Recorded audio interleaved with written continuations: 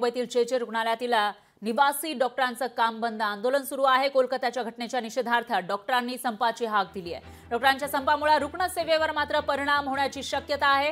कोलकातामध्ये पश्चिम बंगालच्या कोलकातामध्ये एका ट्रेनी निवासी डॉक्टरवर अत्याचार झाले होते, तिची हत्या करण्यात आलेली होती आणि त्या पार्श्वभूमीवर आता मेडिकल फील्डमधून संताप व्यक्त केला जातो आणि मुंबईमधील जे रुग्णालयातील निवासी डॉक्टरांनी काम बंद आंदोलन सुरू केलंय। दरम्यान याविषयी अधिक माहितीसाठी आपल्या प्रतिनिधी मीनाक्षी म्हात्रे थेट आपल्यासोबत जोडल्या गेल्या आहेत, त्यांच्याकडे जाऊयात। मीनाक्षी, काय सांगाल, जे मधील निवासी डॉक्टर आता संपावर आहेत, त्यांनी काम बंद आंदोलन पुकारलेलं आहे, नेमकं काय म्हणणं आहे त्यांचं आणि त्याचा काही परिणाम होतोय का या बंदचा?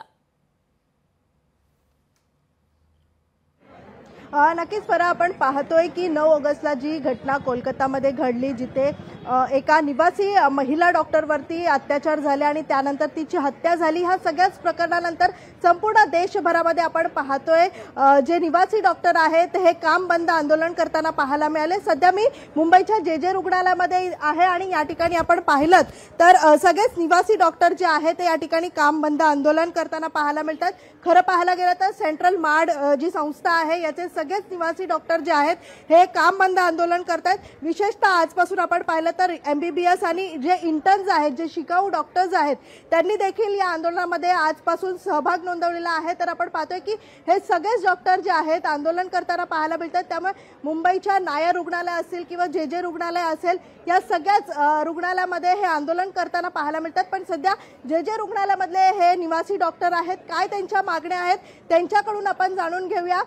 ज्या पद्धतीत आपण पाहतोय की 9 तारखेला घटना घडली आणि पुन्हा एकदा 14 तारखेला ज्या पद्धतीत कॅन्डल मार्च होतं, तिथे देखील मोठ्या प्रमाणात आंदोलकांवरती अन्याय झाला, मोठ्या प्रमाणावरती त्यांच्यावरती देखील ज्या पद्धतीत अत्याचार झाले। काय नेमका आंदोलनाची तुमची भूमिका आहे आणि काय इथून मागण्या करतायत तुम्ही? जसं सर्व देशाला आणि महाराष्ट्राला पण माहिती आहे, जी 9 तारखेला जी अमानुष घटना झाली आमच्या एका बहिणीसोबत, आता हा एक फक्त डॉक्टरचा विषय राहिला नाही, आता एक फक्त मेडिकल फॅटर्निटीचा इश्यू राहिला नाही, हा एक समाजाचा इश्यू झालाय, ज्याच्यामध्ये एक महिला हिच्यावर एक बलात्कार आणि हत्या होते आणि आजचा 4था दिवस उजाडून पण शासनाला आणि केंद्र शासनाला आणि त्यातल्या त्यात वेस्ट बेंगॉलला जाग येत नाहीये, कोणत्याही प्रकारचं जस्टिस होत नाहीये। त्याच्यासाठी पूर्ण समाजामध्ये आता एक तीव्र भावना झाली आहे आणि डॉक्टरांचा आता अंत चालू आहे। आजच्या 4थ्या दिवसाला डॉक्टर्स आता प्रोटेस्ट करत आहेत। खूप सारे असोसिएशननी त्यांनी संप आम्हाला पाठिंबा दिलेला आहे। म्हणून महाराष्ट्रामध्ये जे काही डॉक्टर्स आहेत 16 ते 20,000 डॉक्टर्स आजपासून पूर्णपणे संपावर आहेत आणि या संपाची आता तीव्रता वाढणार आहे।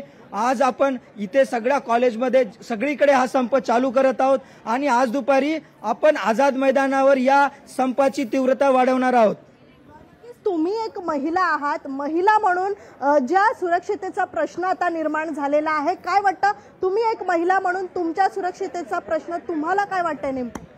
नक्कीच हा एक खूप गंभीर प्रश्न आहे, ज्या फक्त डॉक्टर महिलांसाठीच नाही, ज्या देशातल्या सगळ्याच महिला आहेत ज्या रोज कामं करण्यासाठी किंवा शिक्षणासाठी बाहेर पडतात, ज्या मुली आहेत, त्यांच्यासाठी हा एक गंभीर प्रश्न आहे। म्हणून हा लढा फक्त डॉक्टर्सचा राहिलेला नाहीये, तो आता पूर्ण देशाच्या महिलांसाठी लढा आहे। त्यासाठी आम्ही सगळ्यांना अपील करतोय, सगळ्या देशवासियांना विनंती करतोय की तुम्ही आम्हाला या लढ्यात साथ द्या।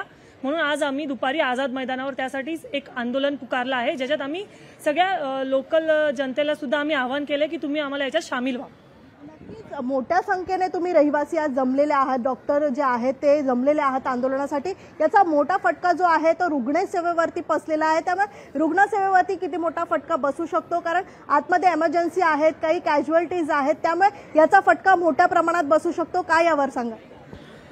ज्या काही इमर्जन्सी सर्व्हिसेस आहेत आणि कॅज्युअलिटीज आहेत त्या ठिकाणी निवासी डॉक्टर आजही कार्यरत आहेत। ज्या रुग्णांना जीवघेणा आजार आहे, ज्या रुग्णांना त्वरित याची गरज आहे, उपचाराची गरज आहे, त्यांना उपचार दिले जात आहेत।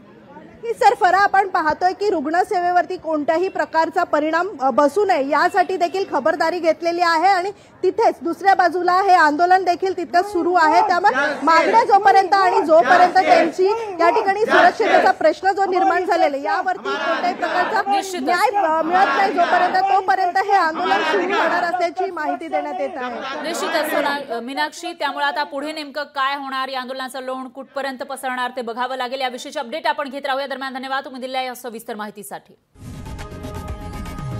लोकशाही मराठी ऐका, पहा, जागरूक रहा।